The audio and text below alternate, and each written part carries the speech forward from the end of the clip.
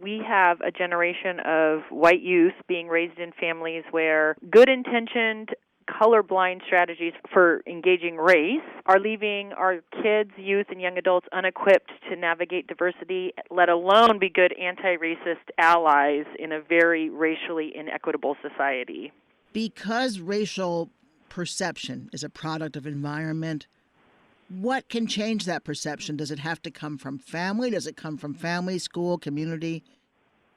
It has to come from all of those places because the perception of race and experiences of racial injustice are everywhere in the United States. And so our families are one of the places where kids get the most conversation about how to navigate environments that they encounter. And so we've got to be talking about race and talking about racism with the goal of raising anti-racist children so that they are better able to understand what they're experiencing in the environments that they move through in the world where they encounter racism on an ongoing basis, sometimes even without realizing that's what they're seeing.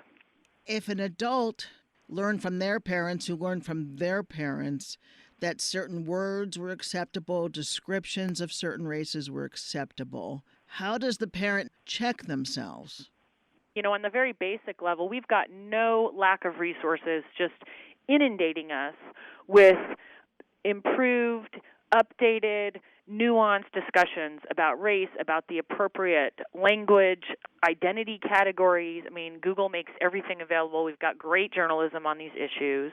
And so that's one way. But the other thing that adults, white adults who are raising white children really need to do is commit to learning ourselves and also find other folks who are desiring to raise a generation of youth who are more able to engage in anti-racist ways than we were because of how we were raised. So we can interrupt the cycle, but we have to prioritize and make it a commitment to do so.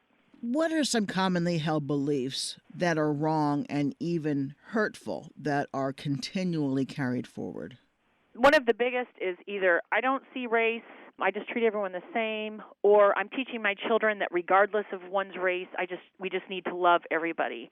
And those teachings, though they come from the right value, right? They're coming from a place of saying we want to embrace and value humanity, which is a value that I ascribe to and I'm advocating in this book. That value sort of generically doesn't help kids. They don't understand what that means when they come to encounter racial difference. Generating a conversation with our children about race, they just never talk about it with adults. But meanwhile, they're having all kinds of racial experiences in an unjust racial landscape in our society. And so they just either internalize racism without us realizing it, as many, many, many white adults have done, or when they do have questions, they don't go to their parents for them because they learn early that it's a taboo, that we're not really supposed to talk about difference. We just treat everyone the same. And so we really end up underdeveloping white youth in ways that they could actually be supported, nurtured, and journeyed with if we chose to break silence with them and actually engage in these complex conversations about difference in our society. So when someone says, I don't see race, they should be seeing race because they're whitewashing an entire race of people. That's right. People of color have said over and over endlessly now that they want their racial identity seen and affirmed. So it's not a compliment to say that you don't see race. And secondly, it's just not true. I mean, neurologically, it's not true. We know that babies notice skin tone differences. And so it's really kind of a cognitive dissonance to say, I don't see race when you're living in a society where race is everywhere and we all notice it. You said earlier that there's no lack of information for parents so that they're modeling well for their children. But how do you motivate the parents to look for those sources of information? I spend a lot of my time talking to, with, and partnering with white Americans who in some ways don't need the motivation. They know something's wrong. They're horrified by what they see in the news. They're devastated to have us as a country talking about blackface again and whether or not it's okay.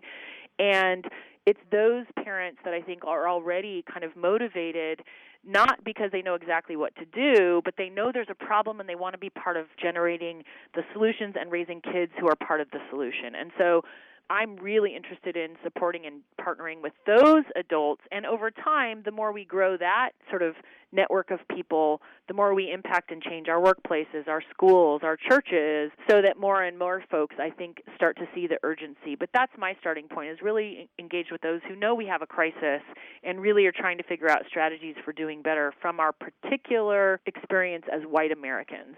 Jennifer Harvey is the author of Raising White Kids, Bringing Up Children in a Racially Unjust America. Dr. Harvey, thank you very much for being with us. Thank you so much, Karen.